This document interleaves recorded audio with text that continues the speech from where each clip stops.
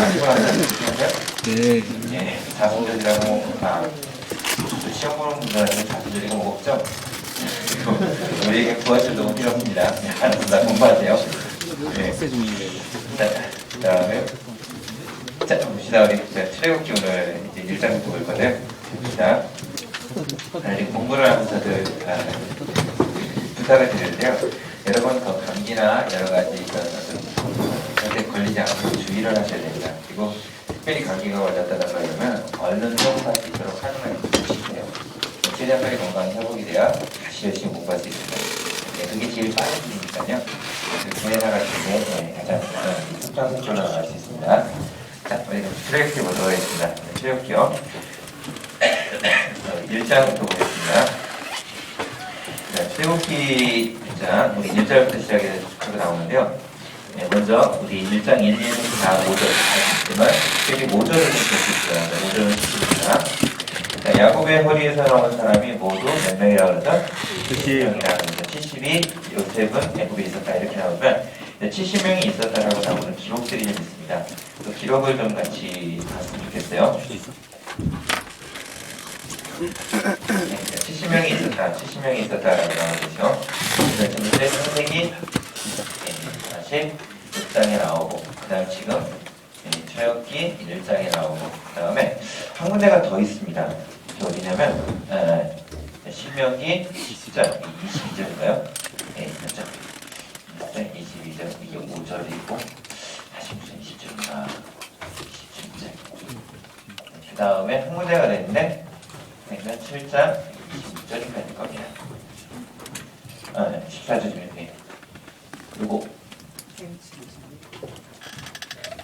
이렇게가 60명, 이렇게 70명이 다 나왔다라고 얘기를 하는데 구약을 이제 쉽게 보면 그렇습니다. 구약은 전부 다가 몇 명이다? 70. 신약만 몇 명이라고 나와있어요?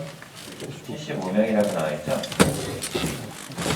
5명이 누구인 줄 알지? 저는 뭐 바울 사도가 그분들 가운데 바울 사도 누가복음에 있으니까 누가가 기록한 그 본문을 보면 75명으로 기록이 되어 있습니다. 여기 있는 사람과 플러스 요셉이 또 자녀들, 물론 이게 여기 있는 걸 뺐으니까 그 자녀들까지 정말 다 쳤다 이렇게 해가지고 75명이다. 좋아 75명이다.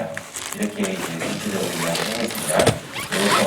그러면 여기 있는 것 중에 다 얘기를 하고 있습니다. 다음에 밑에 보면 기억하고 보면 8절, 2차가 읽을게요. 요셉을 알지 못하는 새 왕이 일어나 요셉을 알지 못하는 새 왕이 일어나 애굽을 다스렸다. 그래서 그가 어떻게 됐느냐면 가만히 보니까 이 민족이 굉장히 크니까 만일 전쟁이 일어나면 갑자기 우리 편이 아니라 저쪽 편 들어가지고 hak하면 우리가 안 되겠습니까? 지혜를 받는다고 합니다. 그래서 어떻게 하냐면 이들에게 심한 노역을 시키겠다라고 해요. 이제 11절의 기출입니다. 그래서 어떻게 노역을 시키냐면 감독들을 그들 위에 세우고 그들의 무거운 짐을 지워서 괴롭게 해서 그들을 바로 위에서 세웠던 성이 있습니다. 그들이 노역을 시켰던 곳이죠. 뭐냐면 두 군데가 있는데 뭐죠? 비돔과 라암셋이에요. 꼭 좀 기억하시기 바랍니다. 특별히 라암셋 기억하셔야 됩니다. 여기 출애굽기 이제 출발한 장소예요. 라암셋 기억하시기 바랍니다.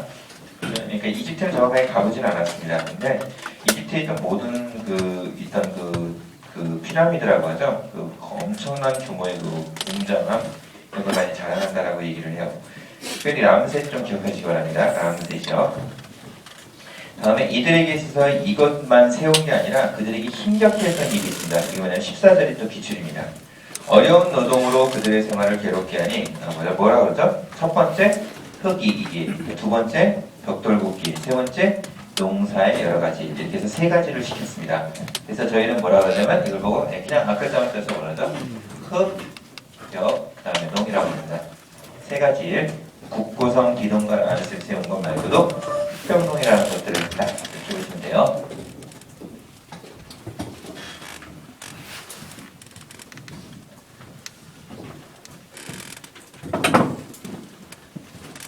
예. 다음에 15절입니다. 같이 할게요. 자, 애굽 왕이 히브리 산파 시프라와 함께하는 사람, 모아라 하는 사람에게 말하여 이르되 이렇게 나옵니다. 그래서 애굽 왕이 누구를 불렀느냐? 이 15절도 기출인데 가만히 보니까 이들이 이런 엄청난 일을 시켰는데 분명히 거기 나와 있어요. 기출에 보면 세 가지 어려운 일을 시켰는데 그 시키는 일이 모두 엄하였다라고 나옵니다. 그래서 굉장히 고되고 힘겹고 그런 거 있잖아요. 벽돌을 적당히 구워내는 거죠. 규격이 안 맞는다고 빡도시키고 그래서 막 개수 채우게 하고 이런 어떤 괴롭히는 일들을 많이 시켰던 걸 봅니다. 이렇게 괴롭혔는데 괴롭히는 것과 동시에 신기한 건 뭐냐면 사람을 막 괴롭히니까 인구가 좀 줄거나 막 이래야 되잖아요. 근데 인구가 주는 게 아니라 어떡하죠? 여전히 막 사람의 숫자는 계속해서 늘어나는 이상한 일이 벌어지는 거예요. 그래서 일설에는 그렇게 얘기하더라고요. 아주 심하게 노동하고 오니까 집에서 어떡하겠어요?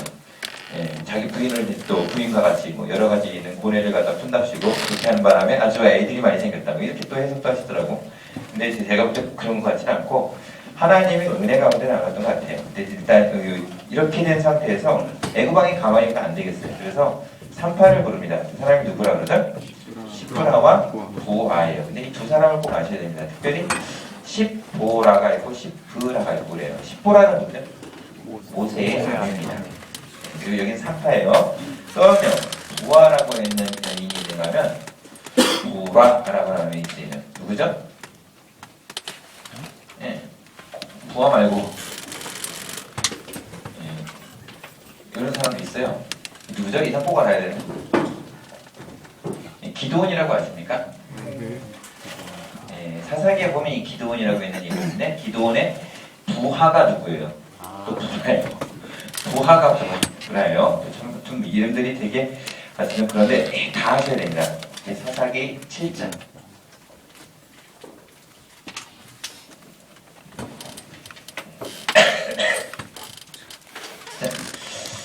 다음에 밑으로 쭉 하고 내려가가지고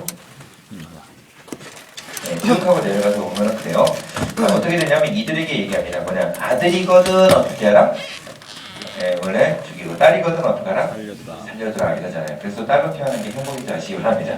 그때 당시에 그냥 무조건 다.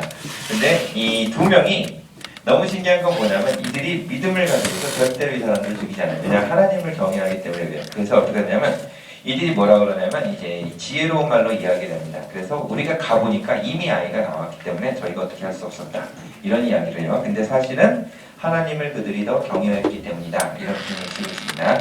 그런데 그것을 가만히 보니까 안 되겠어요. 그래가지고 어떡하죠? 아예 이번에 뭐라고 그러냐면 뭐라 그러냐면 22절 형체가 읽어보면 그래요. 뭐라 그러냐면 너희는 아들이 태어나거든 어떡하라? 나일강에 던져라. 이렇게 나온 거예요. 안 되겠으니까 아예 그냥 아들이면 무조건 죽여라. 딸이면 살려라. 이런 어좀 심각하게 엄한 걸로 그냥 아주 그냥 이렇게 만들었던 그 시대에 있었던 저 앞뒤를 보게 됩니다. 그때 이제 2장가 나오는 그 모세가 나오죠. 이제 2장 1절 붙입니다. 레위 가족 중에 한 사람이 레위 여자에게 장가를 갑니다. 2절 그 여자가 임신한 아들을 낳았는데 그가 잘생긴 것을 보고 몇 달 동안 숨겼다고 나오죠. 석 달. 이거 꼭 기억하시기 바랍니다. 여러분 참 신기한 일 중에 하나예요. 아이가 태어났는데 이 아이가 어떻게 생겼어요? 잘생겼어요. 그래서 여러분 잘생긴 사람은 사랑합니다. 아주 참 기적적인 일인 것 같아요. 그리고 몇 달 동안 숨겨요? 석 달. 꼭 기억하시기 바랍니다. 석 달. 그 다음에 3절입니다. 구절인데 더 이상 숨길 수가 없어서 그를 위하여 갈대 상자를 가져다가 라고 했어요. 이 갈대 상자가 중요합니다. 갈대 상자를 갈대로 만든 상자지만 이게 영어에 보면 뭐라 그랬죠? 아크라고 하죠. 이게 창세기 6장에 나오는 방주도 뭐예요? 똑같이 아크예요. 이런 역할을 하는 그것을 가져옵니다. 근데 이걸 가지고 와서 무엇과 무엇으로 갖다 칠했다고 나오죠? 이게 참 중요한데 역청과 나무진이요. 그러면 방주는 무엇과 무엇으로 만들었죠? 고페르나무와 무엇으로 만들죠? 나무와 역청으로.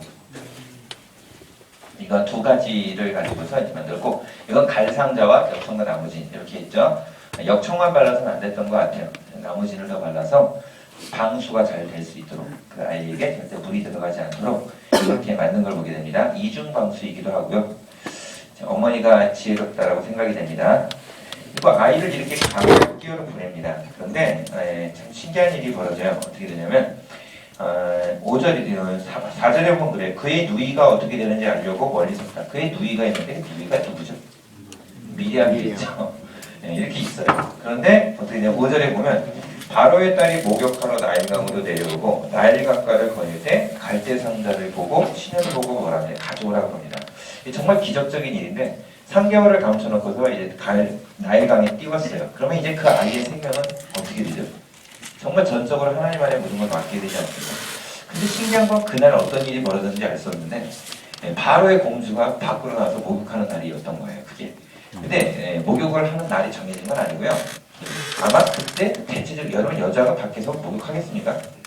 절대 그럴 일은 없거든요. 근데 그때 정말 신기한 건 아마 실내에 있던 어떤 목욕탕이 고장이 나갖고 그냥 나와서 이렇게 하는데 그때 정말 기가 막힌 선지로 기가 막히게 또 이렇게 만나게 돼요. 아주 정말 놀라운 선지였어요. 그래서 그것들 가운데 딱 만났는데 그때 어떻게 하냐면 그 아이를 딱 갖고 꺼내봤는데 어떻게 그냥 6절에 보면 그래요. 열고 보니까 아기가 울다 라고 나와 있어요. 그 여자가 뭐라냐면 불쌍히 여겨 이르되 이는 히브리 사람 아기다 이렇게 하면서 그 여인이 딱 갖고 왔어요. 만약 이게 아니까 갈산자를 딱 열었는데 바로의 공주를 째려봤어. 어떻게 됐을까요? 야 내다버려라. 한 방에 아마 가지 않았을까 생각이 되는데 정말 신기한 일이에요. 그때 아이가 어떻게 했다고요? 울었어. 엄마를 찾고 있는 그 간절한 울음소리를 듣고 바로의 공주의 마음을 사로잡아버린 거 아닙니까? 그래서 그때 또 기가 막히게 생명을 이렇게 살리는 기적적인 일. 만일 아이가 방실방실 웃었다 모르겠어요. 근데 진짜 아이가 막 우는 거예요. 그 엄마를 찾고 있는 그 모습이 막 우니까 그걸 보더니 바로의 공주가 불쌍히 여기는 마음으로 그 아이를 다 키우게 됐던 기적적인 일이 발생이 됩니다. 그런 다음에 가만히 보니까 이 아이를 위하여 그 분명히 이제 모유를 먹여야 되는데 안 되겠잖아요. 그래서 어떻게 하냐면 그 모유를 먹일 사람을 데려와라 했는데 또 그 선별된 사람이 또 정말 누구예요? 또 신기한 건 정확하니 모세를 태어나게 한 어머니가 정확하니 또 발탁이 된 거예요. 그래서 엄마를 딱 하고 데려다가 먹이고 그래서 그 아이는 어디냐면 바로 궁전이라고 하는 이집트의 가장 중심부에서 성장하게 되는 기적적인 일이 발생이 됩니다. 그래서 이렇게 쭉 가고요. 그때 10절 기출입니다. 그 아이가 자라매 바로의 딸에게로 데려갔더니 그 아들이 되니라. 그 아이 이름 뭐라고 불렀다고요? 모세 이렇게 나오죠. 그래서 그 구약 성경에서도 그렇지만 신약도 그렇지만 수학을 제일 못하는 사람이 있다고요. 인물 중에 성경 인물 중에 누구죠? 모세더라고. 왜 모세냐 그랬더니 모세 셈을 못한다. 모세예요. 참 이름을 붙여도 그 성경 인물 중에 온몸에 칼자국 난 사람이 누구죠? 도마. 대표적인 기형아 그런 누구죠? 삼손. 삼손은 손가락이 3개가 아니라 손이 3개라는 뜻이. 손이 3개, 손이 4개. 삼손은 그런 아닙니다. 손가락 3개라는 뜻이 아니에요. 자, 뭐 그냥 너무 그냥 또 얘기해보죠. 가정한 표현이긴 하지만 일단 넘어가요. 이번에는 11절에 보면 어떻게 되냐면 모세가 전통한 후회라고 하는데 형제들에게 가져보는데 고되게 노동하는 걸 보는데 어떤 애굽 사람이 히브리 사람을 치는 걸 봤다 그러는데 정확한 번역은 여기서 나왔는데 그대로입니다. 곧 자기 형제 치는 걸 봤다 이렇게 나와 있어요. 자, 그리고 모세가 지금 출애굽기 누가 저자라고 알고 있습니까? 모세. 쓰잖아요. 본인이 그것들에 다 기록을 하고 있는 겁니다. 자, 그때 어떻게 되냐면 12절에 보면 좌우를 살펴 없음을 보고 애굽 사람을 딱 죽입니다. 이때 어떻게 되냐면 다음날 13절에 보면 그래요. 이튿날 다시 나가니까 두 히브리 사람이 싸웠다. 그런데 너무나 놀라웠던 것은 뭐냐면 그 사람들한테 얘기를 합니다. 뭐 어떻게 해서 돈벌 치냐 그랬더니 뭐라고 얘기를 하냐면 14절에 보면 그가 이르되 너를 우리 누가 재판장으로 삼았느냐 이런 얘기를 해서 뭐 이 일이 탄로됐다. 너 어저께 죽인 사람처럼 나도 죽이려냐 이런 얘기를 쭉 한 거예요. 근데 그 두 사람 중에 누구한테 얘기했냐면 13절에 보면 그래요. 이튿날 다시 나가니 두 히브리 사람이 서로 사니라. 누구한테 그 얘기를 했죠? 잘못한 두 사람 중에 잘못한 사람 있잖아요. 그 잘못한 사람한테 어째 네가 이 사람 치냐 이렇게 얘기했더니 그 잘못한 사람이 삐걱 한다는 얘기가 너 어저께 죽인 사람처럼 나도 죽이려냐 이런 식으로 막 대들고 막 이래가지고 어떻게 돼요? 그것 때문에 깜짝 놀래가지고 이렇게 나가게 되는. 그래서 여러분을 고치는 사람 중에 하나인데 하나님은 꼭 올바른 사람으로 여러분을 다스리지 않습니다. 다루지 않으세요. 여러분 삐뚤어진 사람 데리고도 하나님 여러분의 인생을 다루신다는 거 꼭 잊지 말기를 바랍니다. 이것 때문에 어떻게 돼요? 40년 시간 이렇게 보내게 되는 거 아니에요. 그죠? 물론 뭐 이제 신약성경에 보면 또다시 다르게 나오긴 하지만 이런 일이 연주가 돼가지고 가게 됐어요. 근데 어떻게 좌우를 살펴 사람이 없는데 어떻게 그걸 봤을까 이 소리인데 그 좌우에 없어서 사람이 없다는 건 누가 없다는 뜻이에요? 이스라엘 사람은 그대로 있었고 이스라엘 그 노동자들은 그대로 있었고 누가 없었다고요? 애굽의 감독자들이 없었다는 얘기예요. 좌우에 사람이 없었다 이 소리입니다. 이건 이제 히브리서라 여기가 보면 다시 나와요. 그가 갔던 곳이 있습니다. 15절 기출인데, 자, 바로가 이 일을 듣고 나서 갔었을 때인데, 모래와 바로의 것을 피하여 어디로 갔다 그러죠? 미디안이라고 하는 지역으로 갑니다. 거기 이제 광야입니다. 자, 특별히 그쪽으로 가는데, 이건 애굽 땅을 벗어나서 이스라엘 땅이 조금 가까운 그 땅이에요. 자, 그런데 거기 갔더니 또 이런 슬픔과 또 이제 그 자기가 예상치 못하게 이제 쫓겨난 거거든요. 예상치 못하게 이제 그 소위 말하는 이제 모든 생활을 다 멈추고 그 땅으로 가게 됐는데, 갔을 때 또 어떤 일이 있었냐. 하나님이 참 기적적인 일이 벌어져요. 11절에 보면 기출입니다. 미디안 제사장에게 뭐라고 그러죠? 딸이 몇 명이 있었다 그러죠? 7명이 있었다 라고 나와요. 근데 그의 아버지가 누구냐? 18절입니다. 그 뒤에 그의 아버지 누구요? 루엘. 이게 누가 됐죠? 모세의 장인이 됩니다. 그래서 루엘 꼭 기억하세요. 루엘. 그 다음에 이드로라고 딱 나오는데, 이제 그건 또 꼭 기억하시기 바랍니다. 다음에 밑으로 쭉 하고 내려서 21절. 모세가 그와 동거하기를 기뻐하며 그의 딸 십보라를 모세에게 주었다라고 나왔어요. 그래서 뭐 그냥 제가 잘 모르긴 하는데, 어떤 분이 그런 질문을 하더라고요. 십보라가 7명의 딸 중에서 몇 번째였느냐? 뭐 이런 것도 질문하더라고요.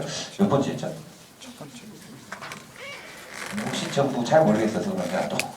근데 나름대로 찾아보도 잘 모르겠던데 첫 번째라고 자꾸 얘기하더라고요. 근데 잘 모르겠어요. 혹시나 그 발견하시면 좀 얘기 좀 해주십시오. 좀 궁금하기도 하고. 글쎄요, 제가 잘 모르겠어요. 그건 아직은 잘 못 봤습니다.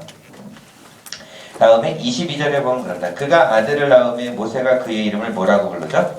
게르송. 뜻이 뭐죠? 네, 나그네가 됐다. 나그네가 됐다. 이 소리예요. 그러면 여러분 좋은 이름이에요? 나쁜 이름이에요? 참 당황스러운 아들을 낳았는데 그 아들에게 이제 그 이름을 붙인 걸 보니까 자기가 지금 이것에 대해서 한이 되거나 아니면 이것에 대한 아픔이 있거나 이것에 대해서 명확하게 보여주는 말 중에 하나입니다. 게르솜입니다. 자, 그 다음에 어떤 일이 벌어지냐면 그 다음부터 시작해서 23절부터 시작해서 쭉 하고 나옵니다. 근데 23절에서 넘어가서 보면 24절 기출입니다. 하나님이 그들의 고통 소리를 들으시고, 근데 위에 보면 그래요. 뭐라 하냐면 고된 노동으로 말미암아 탄식하며 부르짖으니라고 나옵니다. 근데 24절 하나님이 그들의 고통 소리를 들으시고 하나님이 아브라함과 이삭과 야곱에게 세운 그의 언약을 기억하사라고 하면서 합니다. 기출입니다. 뭐냐면 아브라함과 이삭과 야곱에 세운 그의 언약을 기억하사. 언약을 기억하사의 기억자에는 가로를 쳐주시기 바랍니다. 기억의 가로치기, 기억의 가로치기, 기억. 다음에 25절도 똑같이 기출입니다. 이건 거의 최신의 기출이라서 여러분들이 꼭 좀 기억하셔야 돼요. 자, 하나님이 이스라엘 자손을 돌보셨고 하나님이 그들을 또 뭐 하셨다? 기억. 그 기억에 또 가로치기. 기억. 무조건 출애굽기 나오는 단어 중에 조금 좀 신명기에 주로 많이 나오는 출애굽기지만 출애굽기에 나왔더니 최신의 문제 중에서 딱 나왔다 그러면 그 뭐냐? 부르짖음에 대해서 나왔다 그러면 뭐죠? 기억하셨다. 꼭 기억하세요. 그들의 부르짖음에 대해서 나왔다 그러면 기억하셨다요. 기억하셨다. 다음에 이제 또 이것이 지금 출처 문제로도 나왔습니다. 그래서 출처 꼭 좀 기억하세요. 출애굽기 몇 장이라고요? 기억하신 것이 2장. 2장입니다. 네, 기억하신 것이 2장입니다. 2장. 다음에 3장. 그래서 지금 몇 년 동안의 시간을 보내냐면 그냥 대충 알고 계시는 것처럼 모세에 하면 모세의 삶을 3단계로 나누죠. 제일 첫 번째 40세까지가 어디서 살죠?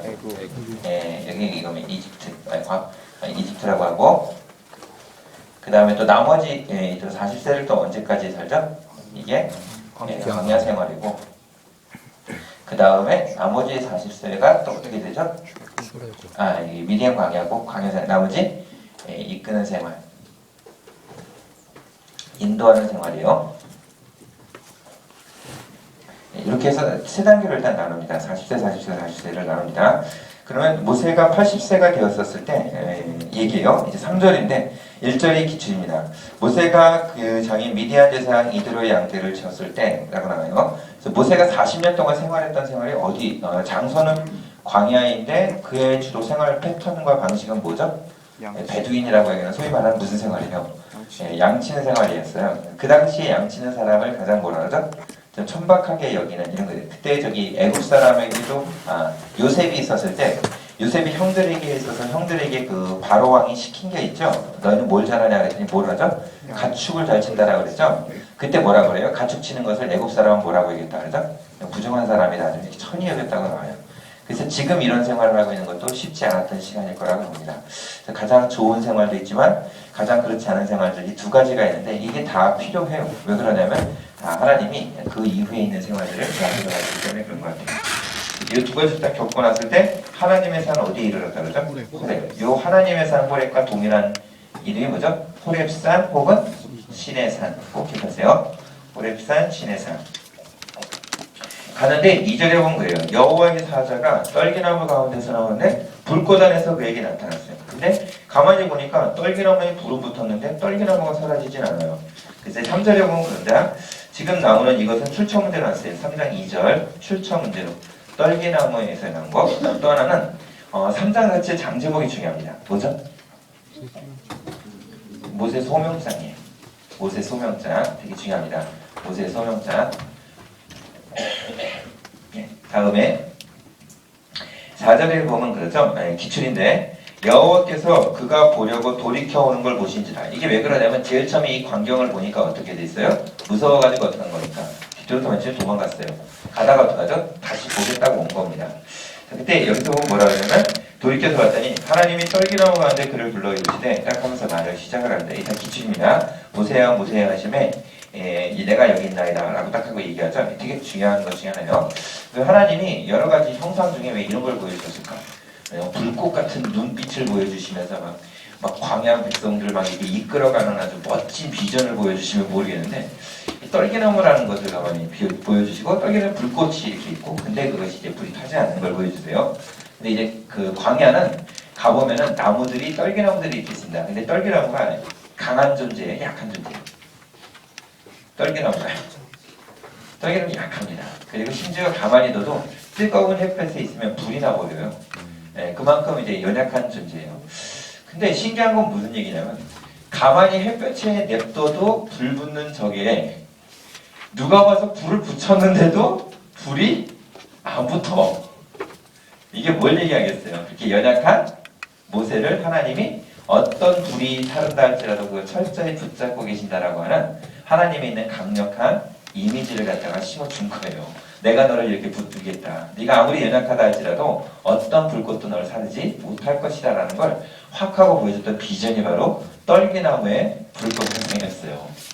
하나님한테 이것을 딱 봤었을 때 그것에 대해 명확한 해석들이 이제 들겠죠. 이렇구나. 하나님 이러신 분이구나. 이것에 대해서 있겠죠. 그래서 이런 형상들을 보여주셨던 것들을 보게 돼요. 자, 그런 다음에 이 멋진 모습을 딱 하고 봐는 멋진 모습이 아니라 이 모습을 보고 나서 그 하나님이 해주신 말씀이 있습니다. 3장 5절에 또 기출이에요. 하나님이 이르시되 이리로 가까이 하지 마라. 내가 선 곳은 거룩한 땅이니 내 발에서 뭐를 벗으라 그래요? 신을 벗으라. 이거 되게 중요한 표현 중에 하나입니다. 신을 벗으라. 이게 두 번 쓰입니다. 출애굽기 3장 5절과 여호수아 신을 벗으라. 출애굽기 3장 5절이랑 이게 여호수아 5장 15절인가 될 거예요. 두 군데 있습니다. 좀 기억해 주세요. 왜 신을 벗으라고 얘기했을까? 다른 건 아니겠죠. 뭐 거룩한 땅이어서 그렇다라고 하지만 신을 벗으라, 신을 벗으라. 다양한 해석들이 많이 나오는 것 같아요. 신을 벗는 이유. 근데 여러분 뜨거운 모래사장에서 여러분 얘기 있을 때 여러분 혹시 그 신발 하나도 안 신고 모래사장 걸어다니는 적 있어요? 잘 걸어요, 못 걸어요? 하나도 못하죠? 하나님이 너를 향하여 붙들고 중에 하나는 이 땅에서 뭐냐면 네가 마음대로 놀 때가 아니라 하나님의 말씀과 그 모든 것들 가운데 너가 하나님의 뜻 가운데 이렇게 움직이길 바라시는 거예요. 신발이라고 하는 건 좋은 것이 있지만 때로는 하나님 앞에 있으면 하나님의 뜻을 따르기는 부적절한 것일 수 있어요.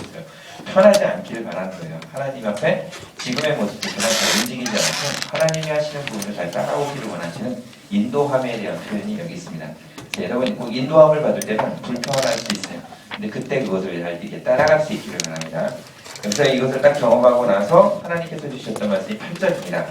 8절, 내가 기초입니다. 내가 내려가서 그들을 애굽인의 손에서 건져내고 그들을 그 땅으로 인도하여 아름답고 광대한 땅, 젖과 꿀이 흐르는 땅이다 라고 나옵니다. 특별히 꿀에 대해서는 그냥 꿀이 흐르는 땅, 꿀 기억해 주세요. 꿀. 자, 뭐라냐면 가나안, 헷 족속, 아모리, 브리스, 히위, 여부스. 여기서 보니까 가나안 몇 족속이죠? 참 중요한데 몇 족속이죠? 네, 6족속입니다. 그래서 제일 첫 번째 창세기 우리 10장에는 몇 족속이었어요?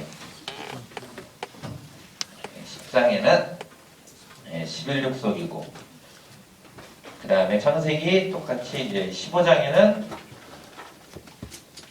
이게 10족속이고 그 다음에 지금 출애굽기 3장에는 몇 족속이요? 6족속이고 그 다음에 이거 하나 더 해주세요. 출애굽기 13장인 것 같아요. 출애굽기 13장에는 5족속. 물론 7족속은 신명기 가면 다시 나옵니다. 근데 이제 일단 이거 일단 기억을 해주세요. 그래서 11족속, 10족속, 6족속, 5족속 이게 몇 장이냐라고 해서 굉장히 어려운 문제가 한번 나온 적이 있습니다. 굉장히 어려운 문제가 나온 적이 있어요. 이건 저기 뭐지 정말 아무튼 참 이런 문제는 나오지 말아야 하는 문제인데 아무튼 이런 게 이렇게 나왔습니다. 꼭 좀 더 기억을 해주시기 바랍니다. 자 다음에 넘어가서 이때 모세가 하나님의 뜻에 대해서 그럼 제가 가겠습니다 이렇게 첫 번째부터 얘기하지 않고 뭐라 그러냐면 하나님 앞에 막 그것에 대해서 거부를 하죠. 그때가 뭐냐면 이제 11절은 저기 이제 줄만 걸어세요. 모세가 하나님께 아뢰되 라고 합니다. 내가 누구이기에 가며 이렇게 나와요. 왜냐면 멋지게 훈련받고 뭐 멋있는 모습에서 나를 갖다 이렇게 들어쓰시기를 원하는 것도 아니라 80세잖아요. 지금 어떻게 내가 뭘 하겠냐 이것에 대해서 말하는 거예요. 내가 누구에게 가게 되냐 이렇게 얘기합니다. 그랬더니 하나님께서 뭐라고 그러시냐면 이게 네가 인도해야 하는 다음에 반드시 이것에 대한 증거가 될 것이다 라고 얘기해요. 그랬더니 13절 또 한 번 나오죠. 모세가 하나님께 아뢰되 라고 하면서 뭐라 그러냐면 내가 보내셨다라고 하면 나를 누가 나를 보내셨느냐고 또 얘기하겠냐 이런 얘기를 해요. 14절은 그래서 우리도 이제 기출인데 기출이죠. 아니 암송구절이죠. 그죠? 네. 이거 꼭 좀 기억해 주시기 바랍니다. 자주 나오는 암송구절 중에 하나예요. 하나님이 모세에게 이르시되 나는 스스로 인자니라 또 이르시되 오늘 이스라엘 자손 같이 이르시되 너희에게 보내셨다 하라 이러면서 나오는데 스스로에다 가로치기 해주시기 바랍니다. 스스로.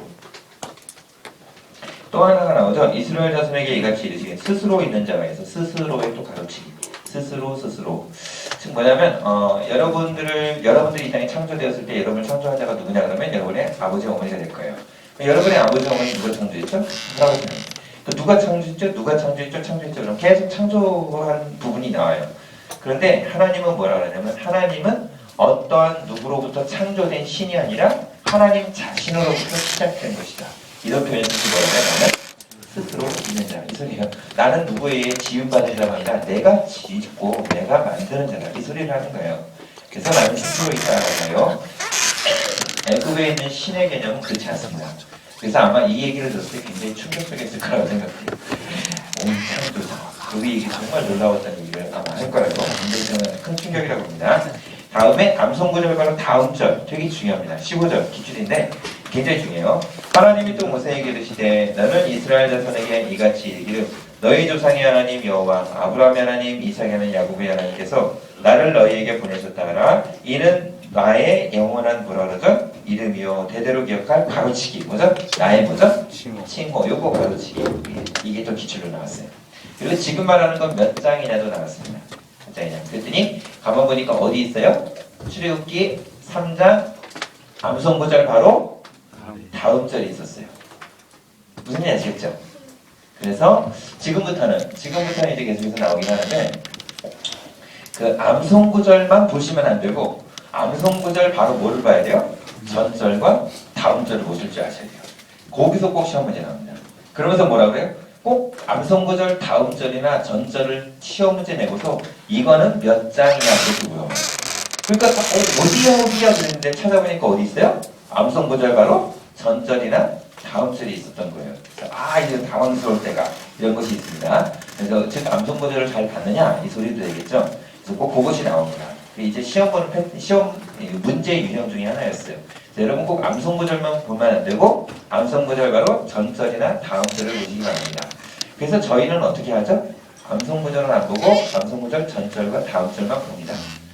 아셨죠? 그렇죠? 저희는 그렇게 봐요. 그랬더니 교수님이 가만히 보니까 아무래도 안 되겠어. 그래가지고 얘들한테 어떻게 시험 문제 내냐면 암송구절 다음 절을 내기 시작하셨어요. 그렇죠? 그래서 암송구절 바로 다음 절이 중요한 게 아니라 또 뭐가 중요해요? 암송구절 바로 다음 절도 중요한 것들이 있습니다. 아셨죠? 네, 그거를 또 그렇게 외우셔야 돼요. 그래서 저희는 또 뭐만 보죠? 암송구절 다음 절만 봅니다. 아셨죠? 예, 이것도 봤을까? 이러시는데 우리 그것만 꼭 봐요. 그러니까 그렇게 해서 꼭 시험 문제 꼭 기억해 두시기 바랍니다. 지금은 아니더라도 이렇게 그런 문제들이 나와요. 자, 나중에 하겠습니다. 자, 다음에 이제 어떻게 되냐면 22절은 줄만 걸으세요. 여인들은 모두 그 이웃 사람들에게 자기 집에 거류하는 여인에게 뭐라 그러죠? 이웃 사람과 자기 집에 거류하는 여인에게 무엇을 갖다 구해가지고 반드시 나올 거라고 해요? 은폐물과 금폐물, 의복을 구하여 너희 자녀를 꾸미라. 너희는 애국 사람의 물품을 취하리라. 그래서 애국 사람들이 가지고 있던 그것들을 가지고 나올 거라고 이미 얘기를 해주셨어요. 자, 그랬을 때 또다시 한번 얘기합니다. 4장 1절. 모세가 대답하여 이르되 이러면서 나와요. 자, 그래서 이 문제가 한번 나왔는데 모세가 몇 번 하나님의 말씀에 거부했느냐 이런 게 나온 적이 있습니다. 몇 번 거부했죠? 5번입니다. 5번이에요. 거부는 5번입니다. 여러분 꼭 기억해 주시기 바랍니다. 거부는 5번이에요. 자,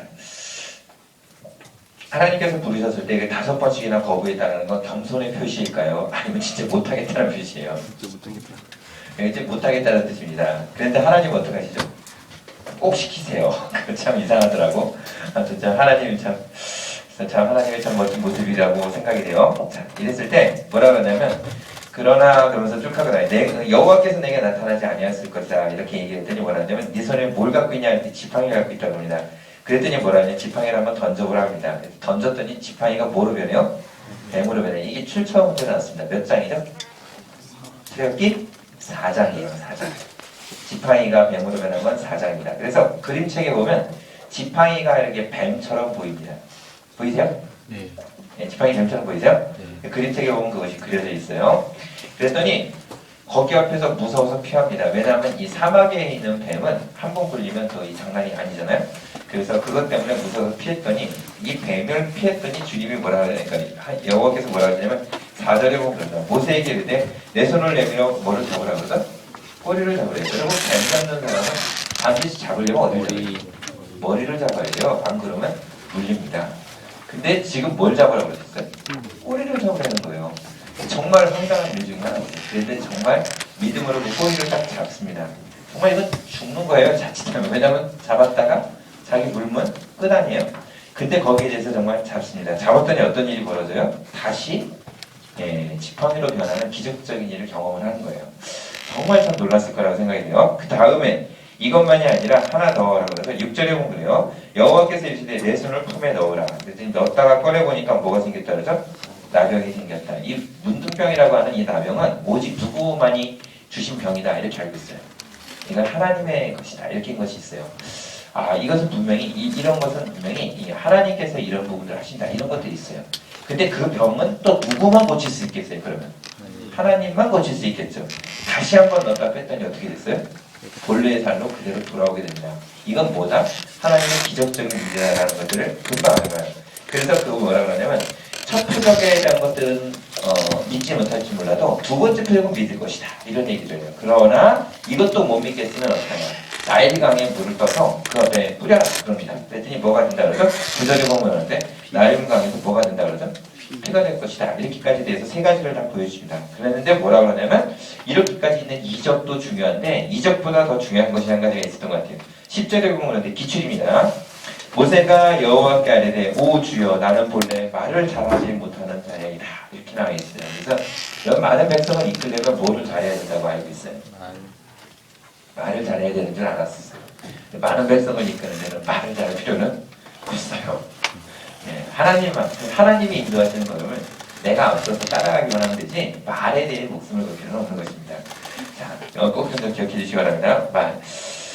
참 저기 갔더니 제가 이스라엘에 갔더니 우리 영어 잘 못하시는 우리 목사님과 또 타블리아 같이 갔더니 거기서 그러잖아요. 안 되겠으니까는 no picture 그러는데 no picture가 뭐냐 잘 못 알아들었던 것 같아. 이렇게. no picture가 뭐냐면 사진 찍지 말라고 해준 건데 no picture 그랬더니 뭐라냐 뭐 피처? 피처가 왜 여기 나와? 피처가 왜 여기 있지? 말면서 얘기하시더라고요. 아니 그게 그런 뜻이 아니라 카메라 찍지 말라고 그런 얘기라고 했더니 아 그러냐고? 그러면서 왜 저렇게 떠들지? 막 이러면서 그냥 이렇게 있던데 아무튼 저기 말은 여러분 너무 고민하지 않길 바랍니다. 말을 잘하는 것과 못하는 것에 대해서는 그거는 부수적인 거예요. 하나님의 종은 말을 잘하고 못하는 것이 아니다. 하나님이 함께 하시면 돼요. 그러니까 하나님의 역사는 그 하나님의 역사를 갖다가 인도하는 경우에 저희가 붙어 있어야 됩니다. 그랬을 때 뭐라고 그러냐면 주님께서도 누가 입을 치웠냐? 나 여호와가 아니냐? 이러면서 또 얘기를 하세요. 그랬더니 뭐라고 그러시냐면 13절에 그럽니다. 또 한 번 뭐라 그러죠? 모세가 이르되 오 주여 보낼 만한 자를 보내소서 이런 얘기를 하죠. 그랬을 때 갑자기 어떻게 되냐면 14절에 그래요. 여호와께서 모세를 향하여 뭐하러 그러죠? 노하여 이르시되 하나님의 막 화가 나는 거지. 지금 하나님 막 화도 내시면서 이 뭐 이렇게 내가 다 말도 다 해서 막 해주겠다 뭐 이런 다 해놨는데도 불구하고 자기 못 간다고 했었던 모습을 보여요. 이게 여러분 겸손의 표현이 아니라 진짜 못하겠다라고 하는 표현 중에 하나예요. 그런데 여러분 끝까지 이렇게 할 수 있기 바랍니다. 여러분 이제 교회에서 사역을 하다 보면 여러분이 나름대로 리더를 세워야 되고 그리고 여러분들이 봉사자를 세워야 됩니다. 구역장을 세워야 되고 이렇게 다 해내갈 거예요. 그분들이 처음에 얘기했을 때 하겠다라고 하시는 분들이 있겠지만 거의 다 못하겠다라는 말이 있습니다. 그럼 못하겠다고 하면 어떻게 해야 돼요 여러분? 아 그렇군요. 그럼 올해 1년만 쉬십시오. 이렇게 얘기해야 돼요? 그런 것이 아닙니다. 몇 번 거절할 때까지 5번 거절할 때까지 계속해서 말을 해주는 거예요. 아 이건 뭐 설명드려야 돼. 너밖에 할 수 없다. 이런 얘기를 해주고 뭐 부족하고 어떻게 시간이 잘 안 난다. 걱정하지 마. 그것들에 대해서 이렇게 나가. 이런 얘기들을 해서 하고 그래서 5번까지 얘기하죠. 그래서 그래도 못한다 그러면 어떻게 돼요? 화를 내버리는 거예요. 아니 말이야. 그래서 다 해버리면 내가 깜짝 놀래죠. 그래서 이걸 왜 할게요? 그러면 본인이 알아서 정리를 다 해요. 지혜롭게. 근데 신기한 건 아무나 그러면 안 되고 여러분이 봤을 때 진짜 쟤는 이번 연도는 좀 리더를 섬겼으면 좋겠다. 왜냐면 이 집사님이나 이분은 좀 리더를 섬겼으면 좋겠다. 아니 구역장을 꼭 했으면 좋겠다를 기도하신 후에 결정이 되셨다면 정말 그 영혼에게 이렇게 맡길 수 있길 바랍니다. 그리고 그 1년 동안은 그 영혼을 통해 역사가 일어나기 때문에 아 이렇게 처음에 맡겼을 때 잘 안 된다고 대충 포기하고 그러는 거 아닙니다. 반드시 하나님은 기적적인 일을 이루시기 때문에요. 그리고 여러분 시간 내서 헌신하는 사람은 어떤 의미에서 감사도 하지만 좀 그런 것 같아요. 시간 없을 때 헌신할 줄 아는 거 그게 되게 중요한 일입니다. 하나님 그 영혼을 통해 반드시 역사하는 게 있거든요. 그렇게 맡길 수 있기를 바랍니다. 자 아셨죠? 네, 다 이제 나쁜 사람들 만드는 거죠. 자 이제 자 다음에 이렇게 넘어가서 이것에 대해서 이제 갔을 때 이제 뭐라고 하냐 20절입니다. 기출인데 뭐라고 하냐 모세가 그의 아내와 아들들을 나귀에 태우고 애굽으로 돌아가는데 모세가 뭘 잡았다 그러죠? 하나님의 지팡이. 모세가 40년 동안 나름대로 고생했고 얻었던 능력하는 거죠. 어떤 지식적인 책들이 아니라 이제 하나님의 지팡이인 하나를 갖고 가는 거예요. 근데 이게 모든 이스라엘 백성을 이끌어내는 놀라운 능력이 된 것입니다. 딱 하나예요, 딱 하나. 네, 정말 기적적인 일이에요. 근데 이제 여기 부분에 넘어갔을 때 22절, 기출입니다. 너는 바로에게 이르기를 여호와의 말씀에 이르시기를 이스라엘은 가로치기, 뭐죠? 내 아들 가로치기 해놓으세요. 또 하나 가로치기, 뭐죠? 내 장자. 요게 가로치기로 나왔어요. 그래서 주관식으로 나왔습니다. 어려운 문제를 가지고 아니 기출이라고 그러는데 요게 나왔었어요. 참 정말 당황스러운 일 중에 하나였던 것 같아요. 내 아들, 내 장자. 계세요. 내 아들, 내 장자. 그 당시에 아무도 못 맞췄을 것입니다. 제가 볼 때는 아무도 못 맞췄을 거예요. 그리고 여러분 그거 아세요? 그 신대원 시험 문제를 신약도 100점이고 구약도 100점인데 신구약을 합쳐서 200점을 맞잖아요. 그러면 어떻게 되냐? 이 사람 합격할 것 같아요. 학교에서 절대 합격 안 시킵니다. 200점 맞으면 절대 합격 안 시켜요. 만점 맞으면 절대 합격 안 시킵니다. 왜냐하면 이 사람은 더 이상 가르칠 게 없다고 생각해서 학교에 들어오지 말라고 해요. 그러니까 여러분 반드시 시험 문제가 나왔으면 뭐하라? 내가 만점을 맞을 것 같으면 어떡하라? 가장 쉬운 걸 틀리세요. 뭐죠? 예수님의 제자는 누구인가? 몰라요! 막 이러면서 그렇게 틀리고 막 이러시는 거예요. 그래야 이제 여러분들에게 이렇게 참 겸손하구나 이러면서 최선을 다하고 있구나 뭐 이래서 이렇게 그런 일이 없어서 그런 일 잘 기억어요. 그래가지고 들으시 못하게 합니다. 지금까지 영대 시험을 봤을 때 단 한 번도 만점이 안 나왔다라는 거 그냥 알고 계시기 바랍니다. 아무리 싫다고 해도 단 한 번도 만점이 안 나왔어요. 성종 시험에서 199점을 나온 건 제가 본 적이 있어요. 200점 만점에 199점 나온 거 봤는데 만점은 한 번도 없어요. 자기가. 어찌됐든 만점은 없습니다. 만점은 없어요. 자, 다음에 밑으로 내려가서 볼게요. 어떤 것이냐면 24절 기출인데 이 부분이 좀 이제 특이한 표현 중에 하나입니다. 모세가 길을 가는데 숙소라는 길에 있었어요. 그 숙소라는 지역인데 거기를 가다가 숙소 기억하세요? 이거 숙소라는 지역이에요. 그런데 갑자기 여호와께서 그를 만나 죽이려 하셨다. 뭐야 이렇게 가라고 하더니 갑자기 거기서 만나가지고 죽이려고 하고. 그때 25절 십보라가 돌칼을 가져다가 아들의 포피를 베어서 가려갔다. 그러니까 이거 뭐죠? 모세를 한 게 아니에요. 누구를 했죠? 모세의 아들을 한 겁니다. 그죠? 또 이렇게 되더니 뭐라고 그러냐면 참으로 나에게 뭐라 하죠? 당신은 뭐라 하죠? 편한 편이라. 그래서 이 문제가 해결이 되고, 그래서 26절에 온 기출인데 똑같이 여호와께서 그를 놓아주십니다 이런 표현이 있어요. 그래서 그때 십보라가 편한 편이라 하면 할례 때문이라 이런 결론을 내는데 도대체 무슨 말일까? 누가 어떻게 쓴 것일까? 요거는 지금도 이제 신학적으로 분분합니다. 그래서 여러분들이 나중에 신대원 들어오셔서 이 부분이 왜 이랬을까? 왜 하나님께서 이렇게 하셨을까? 이것에 대해서 나름대로 여러분들이 이것들을 갖다 이제 풀어내신다면 참 귀한 해석이 될 거라고 생각이 돼요. 여기 신학적으로 굉장히 분분한 얘기 중에 하나입니다. 왜 그랬을까 하는 거예요. 자, 일단 기억만 해주세요. 근데 지금 말하고 있는 거 숙소에서 만났다 뭐 이런 것들에는 몇 장이라는 건 나왔습니다. 몇 장이죠? 네, 4장. 꼭 기억하세요. 4장. 다음에 밑으로 내려가서 5장입니다. 5장에서는 어떻게 있었냐면 3절 기억해주세요. 3절. 자, 히브리인의 하나님, 여기 줄 거놓으세요. 히브리인의 하나님. 그래서 하나님 무슨 하나님이에요? 히브리인의 하나님. 그러면 이집트에도 신이 있었어요, 없었어요? 그쵸. 그때 말하는 신을 뭐라죠? 엘로힘이라고 합니다. 자기들도 다 불러요, 엘로힘이라고. 신의 신. 그러나 우리 하나님은 뭐라고요? 야훼라고 부르죠? 여호와라고 부르죠. 그래서 뭐라죠? 여호와 하나님 이런 얘기를 하는데 그때가 야훼 아도나이라는 표현을 야훼 엘로힘이라는 표현을 씁니다. 아도나이 엘로힘이라는 표현을 써요. 자, 제가 그 이스라엘에 가가지고 그 사람들한테 그분을 한번 물어보려고 그랬죠. 야훼라는 말 쓰냐 이런 거 물어보고 싶었는데 제가 못 물어봤어요.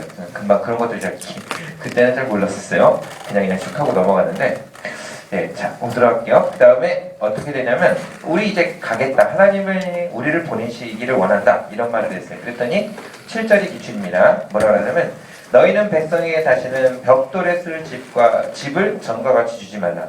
스스로 집을 짓게 하라. 그래가지고 뭐라냐면 8절에는 계속 그런다. 그들이 게으름으로 이렇게 됐다라고 나와 있습니다. 그래서 그들이 지금 받았던 고역 중에 하나가 무엇이냐가 문제가 났어요. 모세가 이스라엘을 이끌려고 했을 때 그들에게 받았던 고역 중에 하나는 무엇이냐 이렇게 나왔어요. 뭐를 하죠? 벽돌에 만들 집, 벽돌에 쓸 집 기억하시죠? 벽돌에 쓸 집. 요거를 이제 스스로 갖다가 채워놓으라고 얘기를 합니다. 그래서 밑으로 보면 그래요. 12절 또 어려운 데 났습니다. 백성이 애굽 온 땅에 흩어져 무엇을 거저다가 집을 또 대신했다고 하는데 이게 뭐냐면 이 집을 주지 않으니까 그 집을 갖다가 섞어서 만든 게 뭐죠? 곡초, 구터기. 이거 기쁘시면 된다. 집을 대신한 건 무엇이냐? 어려운 문제를 나왔어요. 뭐죠? 곡초, 그루터기. 곡초, 그루터기. 자, 그랬더니 이것에 대해서 이스라엘에 보면 그런 표현이 나와요. 감독자들이 되게 이제 독촉을 해서 얘기를 했을 때 이스라엘의 기록원들이 뭐 얘기를 한다고 해요. 15절에 보면 그러죠. 이스라엘 자손의 기록원들이라는 표현이 나옵니다. 이 사람들이 이제 바로에 가서 이제 그 탐문을 하죠. 그랬더니 뭐라 그러냐면 이제 너희가 지금 게을러서 그렇다 이런 표현을 이제 딱 하고 강하게 얘기하니까 이런 모든 문제가 누구 때문이냐 그랬더니 이제 모세 때문이었다 이런 부분들 가운데 나와요. 모세와 아론 때문이었다라고 나와요. 21절에도 보면 이제 쭉 하고 나오는데 바로의 눈과 그의 신하의 눈에 미운 것이 되게 했다 이런 표현도 있습니다. 자, 그래서 여러분 하나님 앞에 이제 엄청난 그 비전도 받고 그리고 자신의 어떤 기적도 받고 나가가지고 이제 딱 기적적인 일을 행하려고 하는데 첫 번째 시작하는데 뭐가 있어요? 순조롭게 풀리는 게 아니라 뭐가 돼요? 완전히 당황스럽게 브레이크가 걸려버리는 거지. 예, 그래서 꼭 기억해 주십시오. 첫 걸음이 되게 쉬워야 한다. 그런 표현은 없습니다. 성경은. 그냥 당황스러운 거예요. 예상치도 못하게 이스라엘 백성들도 거세게 반발하고 당연히 뭐 애굽도 당연히 그렇게 되고 이런 부분을 봐요. 그때 이제 6장부터 시작해서 이제 하나님이 다시 말씀하시는 것이 나옵니다. 이 6장의 표현들이 몇 가지가 다 이제 기출문제였어요. 다 기억하셔야 됩니다. 6장 2절, 3절 다 기억하셔야 됩니다. 하나님이 모세에게 이르시되 뭐라 그러죠? 나는 여호와라고 나와 있어요. 유일하신 하나님. 다음에 3절 기출입니다. 내가 아브라함과 이삭과 야곱에게는 가로치기로 나왔습니다. 무엇으로 나타났다는 거죠? 전능의 하나님. 꼭 기억하시기 바랍니다. 전능의 하나님. 일샤다이라고 나오죠? 일샤다이. 그러나 나의 이름을 가로치기. 무엇으로는 그들에게 알리지 않았다 그죠? 여호와. 이거 다 기출문제입니다. 가로치기로. 전능의 하나님 여호와. 그 다음에 출처 문제로는 몇 장이에요? 6장. 꼭 기억하세요. 6장. 출애굽기 6장입니다. 자, 그래서 내가 너희를 갖다가 반드시 구원하겠다라고 나와 있습니다. 그랬었을 때도 동일하게 또 한번 12절에 보면 그런 표현이 나와요. 모세가 여호와 앞에 이르는데 뭐라 그래요? 내 말을 듣지 아니하거든 바로가 어찌 들으리까? 그러면서 나는 입이 뭐라 그러죠? 또 둔한 자이다. 이렇게. 그러니까 문제가 생겨서 이 문제에 대해서 어떻게 하냐면 말로써 풀어가보려고 한번 애를 썼던 것 같아요. 근데 이런 문제는 풀리는 문제가 아니라 뭐죠? 서로가 부딪혀서 이기는 문제예요. 출애굽을 한다라고 하는 표현을 보면 영적 의미라고 얘기합니다. 애굽이라고 하는 것을 세상이라고 얘기한다면 세상으로부터 뭐를 하는 거죠? 뭐를 하는 거죠? 탈출하는 거예요. 세상에 속한 자가 되느냐? 세상으로부터 구별된 자가 되느냐? 이 싸움을 하는 것입니다. 이렇게 해서 나오려고 하면 어떻게 된다? 말로써 풀어가는 것이 아니라 뭐를 하라? 이기는 자, 즉 뭐냐면 강한 자가 이것을 하게 돼 있어요. 그래서 출애굽기 지금부터 시작되고 있는 모든 본문에 보면 뭐라고 하냐면 내가 그가 완악하게 되고 뭐 이런 표현도 있지만 내가 너희를 강하게 한다. 강하게 내가 너희를 이끌어가겠다. 이런 표현을 굉장히 강하겠습니다. 굉장히 많이 써요. 그래서 하나님 이런 부분들이 있을 때는 강해서 나와야 된다는 부분을 이야기를 하고 있어요. 이제 밑에서 보도록 할게요. 뭐라고 그러시냐면 딱 보면 나오는데 자 일단 넘어갈게요. 그 다음 뭐라고 하냐면 이제 14절부터 시작해서 나오긴 하는데 봅시다. 14절부터 27절까지 쭉 하겠는데 요거를 다 박스를 좀 쳐놓으시기 바랍니다. 이거 다 여러분들 기본적으로 다 알고 있어야 할 그 내용 중에 하나예요.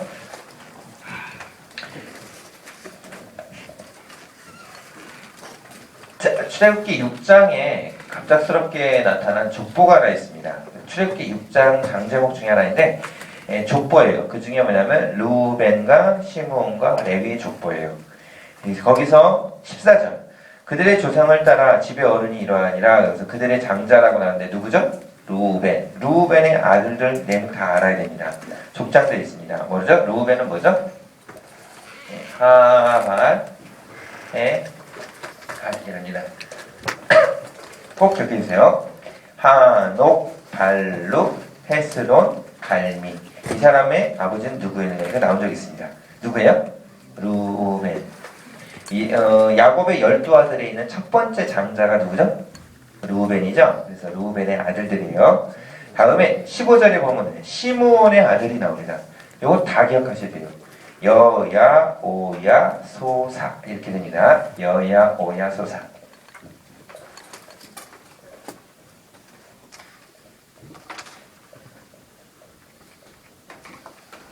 여야, 오야, 소사 이랍니다.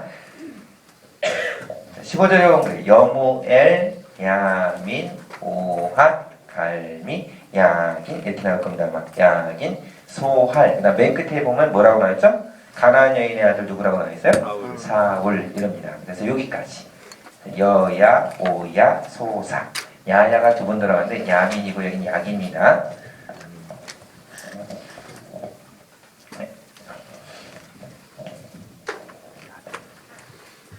다음에 밑으로 또 내려가서 16절 다 기출이에요. 레위의 아들들의 이름은 족보들의 이름이 그래서 레위의 아들들이 나오는데 그 아들이 누구냐면 게르손, 고핫, 무라리 이렇게 나옵니다. 그래서 레위의 아들들이 나오는데 이게 참 중요해요. 왜냐하면 지금 레위의 아들들을 이야기하는 이유가 무엇이냐면 누가 레위의 아들이죠? 그러니까 레위 족보에 들어있죠? 모세와 아론이죠. 그래서 레위의 아들들이 있습니다. 레위, 게르손, 그 다음에 고핫, 그 다음 뭐죠? 무라리 이렇게 세 명이 있습니다. 게르손, 고핫, 무라리. 그 다음에 게르손의 아들이기 전에 레위의 아들은 레위의 나이가 몇 세에 이제 그가 딱 하고 멈췄다고 나오는데 이게 몇 세죠? 137세. 기억하셔야 됩니다. 예. 그럼 127세에 죽었던 사람이 누구예요? 사라. 137세에 죽은 사람이 누구예요? 이스마엘입니다. 또 동일하게 레위엘. 여기 밑에 보면 한 명 더 있습니다. 137세. 이렇게 해주세요. 다음에 17절. 게르손의 아들은 이라고 나왔어요. 그래서 여기 게르손의 아들인데 누구죠? 림니와 시므이입니다.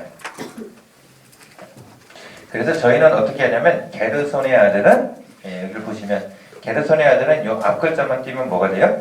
시립이죠? 맞죠? 이렇게 하면 이쪽에서 이렇게 읽으면 그죠? 시립이죠? 그래서 게르손의 아들은 어딜 갔다? 시립대 갔다 이렇게 해요 저희는. 아시죠?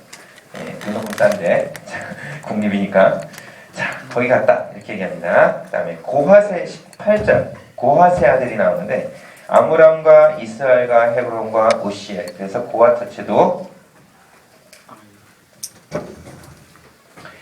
아므람, 이스라엘, 헤브론, 우시엘입니다. 역대상에 보면 다시 중에 나오는데 다시 알려드릴게요. 아므람과 이스라엘과 헤브론과 우시엘이 있습니다. 자, 그 중에 밑으로 뭐라 그러냐면 18절에 보면 고핫의 나이는 또 몇 살이냐 이렇게 났어요. 고핫의 나이가 몇 살이죠? 133입니다. 133이에요. 그래서 고핫은 133하죠? 그죠? 고핫은 33합니다. 고핫은 33이에요. 다음에 밑에 보면 또 그 다음에 21절 또 기준입니다. 이스라엘의 아들은 뭐라 그래요? 고라와 레벡과 시글이다 이렇게 했어요. 그래서 제일 첫 번째 잠깐만요. 어디 죄송합니다. 여기 아니라 무라리 다음에 고핫의 아들 하고 나오고 19절 무라리의 아들은 마홀리와 무시니라고 나와 있어요. 그래서 게르손 고핫 무라리의 아들을 딱 하고 나는데 뭐죠? 여기 마홀리와 뭐죠? 무시. 이 무시도 되고요. 무시도 되고 그래요. 무시도 되고 그럽니다. 자, 이렇게 지금 아들들이 다 있어요. 여기. 그 다음에 아므람 쪽으로 이제 넘어가서 뭐라 그러냐면 이제 20절. 아므람은 이렇게 나와요. 그의 아버지 누이 요게벳을 아내로 맞이하였고 뭐라고 나와요. 그래서 뭐라 하냐면 아버지의 누이 요게벳을 갖다가 딱 맞이했다. 그래서 아론과 모세를 낳았으며 그래요. 그럼 이들의 아버지가 누구예요? 여기 보면 뭐죠? 아므람이죠. 맞죠? 아므람이 누구를 갖다가 뭐 했다고요? 요게벳을 갖다가 딱 하고 해서 누구를 결혼해가지고 태어난 사람이 누구라고요? 누구요? 미리암과 여기 아론과 모세가 여기 이렇게 일단 자녀들이에요. 일단 이렇게 있습니다. 자, 다음에 밑으로 보면 그 중에 누구냐면 쭉 하고 보면 뭐라냐면 아므람의 나이는 몇 세라고 또 나오는데 아므람의 나이가 몇 세요? 똑같이 137입니다. 그래서 여기 보세요. 그러니까 족보상 보면 제일 위에가 레위가 137세예요. 맞죠? 맞죠? 그 다음에 레위가 몇 살이에요? 아니 고핫이 몇 세요? 133. 다시 또 아므람이 몇이라고? 137. 아셨죠? 이렇게 꼭 좀 더 기억을 해주세요. 자, 그 다음에 21절 보면 이스라엘의 아들은 뭐라고 나온다 그러죠? 21절 보면 이스라엘의 아들은 고네십니다. 고라, 네베, 시가 중요한데 뭐죠? 시그리예요. 시그리. 자, 다음에 넘어가서 그 다음에 22절 보면 우시엘의 아들은 미사엘과 엘사반과 시들이다. 그래서 여기 이스라엘의 아들이 누구라고요? 또 미엘십니다.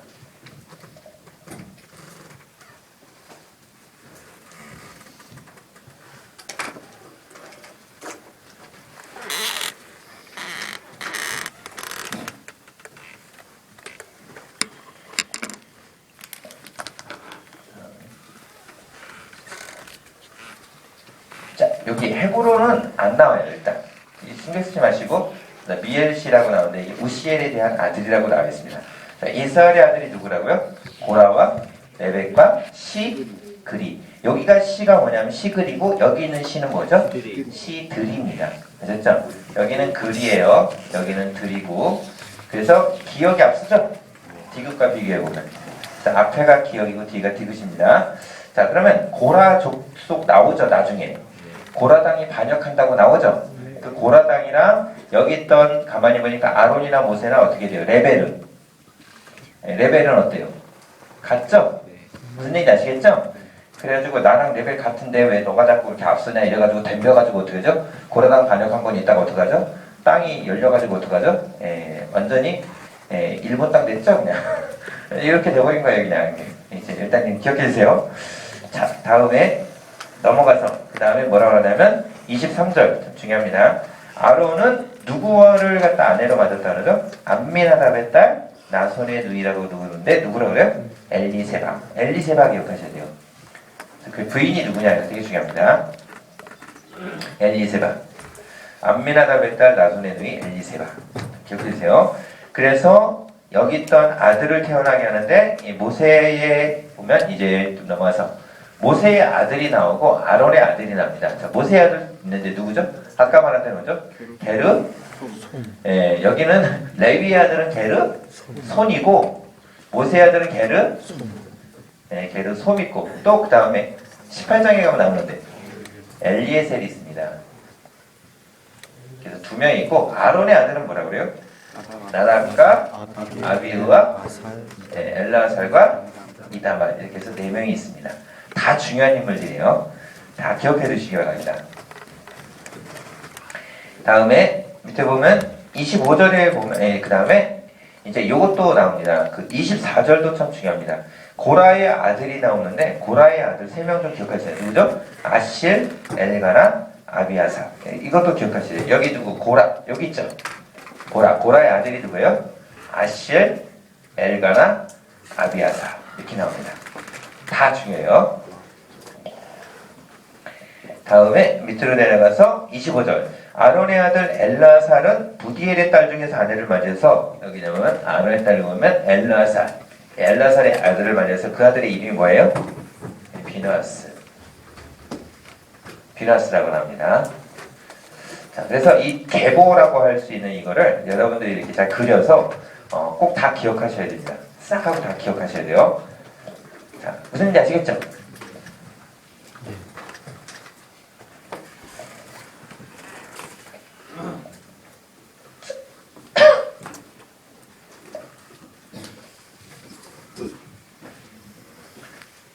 자, 좀 어렵지만 한번 다시 한번 해봅시다. 레위가 몇 살까지예요? 몇 살까지 살았어요? 137. 레위 아들이 누구죠?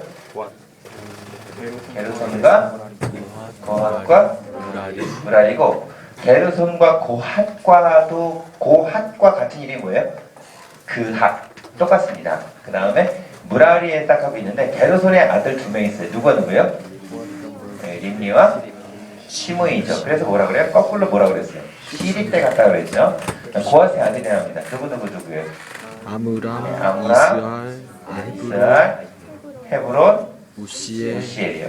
무라리의 아들은 누구죠? 마홀리와 우시라고 합니다. 그 다음에 고핫의 나이는 몇 살이에요? 133입니다. 자, 그 다음에 여기 있던 시리까지 됐고 아므람의 아들이 나와요. 누구죠? 여기 미리암과 아론과 모세가 있을 겁니다. 그 중에 아론이 여기 있던 아므람이랑 결혼한 사람이 누구예요? 엄마. 요게벳이죠. 그 다음에 이스라엘은 뭐라고 나오죠? 그쵸. 고라와 레벡과 시그리. 헤브론은 아까 말한 대로 안 나온다 그랬죠. 다음에 우시엘 뭐죠? 미사엘과 엘사반과 시드니 이렇게 나오죠. 마홀리와 무시까지 딱 하고 나와 있으니까 이거는 일단 괜찮고 그 다음에 여기서 뭐냐면 미리암은 일단 지금 아론의 부인이 누구예요? 암미나답의 딸 나손의 누이 누구요? 엘리세바. 그 다음에 모세의 부인은 누구예요? 아까 말한 대로 시보라가 되겠죠. 고라의 아들들이 누구예요? 그쵸. 아실, 엘가나, 아비아삽이 되겠죠. 그 다음에 여기 있던 보라가 이제 133이고 그 다음에 여기 아므람도 몇 살이라고 그랬어요? 137세. 그 다음에 여기서 이제 아론과 모세를 갖다 이쪽으로 빼서 보면 모세의 아들이 누구라고요? 2명. 예, 누구요? 예, 게르, 솜과 엘리에셀. 자, 엘리에셀입니다. 다음에 아론의 아들은 누구라고요? 예, 나답과 아비후와 엘라살과 이다말이라는 거죠. 이 중에 엘라살이라고 하는 아들이 나왔는데 그 아들이 누구예요? 비나스. 이렇게 되는 거예요. 아셨죠?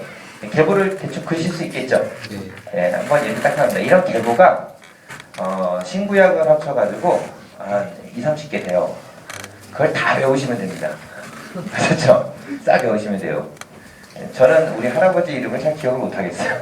왜냐면 할아버지 이름이 성경에 있었으면 제가 다 외워버렸을 텐데 예, 이게 할아버지 이름이 여기 안 나오더라고. 그래가지고 제가 모르겠는데 완전 성경에 이름이 있으니까 기억도 좀 해주시기 바랍니다. 다음에 넘어가가지고 6장에 대해서 쭉 하고 나가는데 다시 한번 이런 얘기를 해요. 29절 30절에 공부를 하는데 30절에 보면 모세가 여호와 앞에 이르되 나는 입이 둔한 자이오니 바로가 어찌 내 말에 계속 지금 뭐 하는 거예요? 내가 말을 잘 못한다, 말을 못한다 거기에 대해서 계속해서 얘기하잖아요.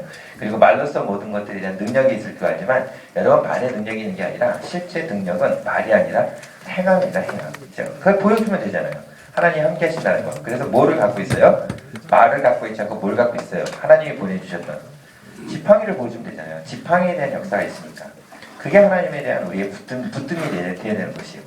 요거를 가지고 이제 얘기합니다. 7장부터 시작해서 이제 기적들이 나오는데 이것들도 이제 잘 유의해서 보셔야 됩니다. 7장부터는 우리 한 10분만 쉬었다 해도 괜찮을까요? 네.